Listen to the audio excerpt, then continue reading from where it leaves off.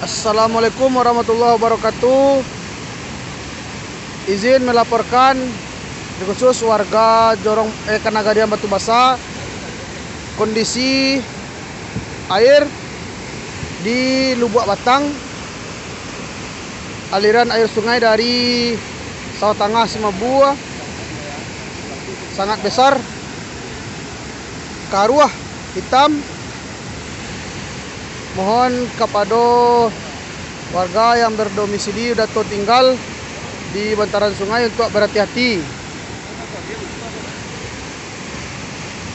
dan tidak melakukan aktivitas di sepanjang bantaran sungai, apapun itu alasannya.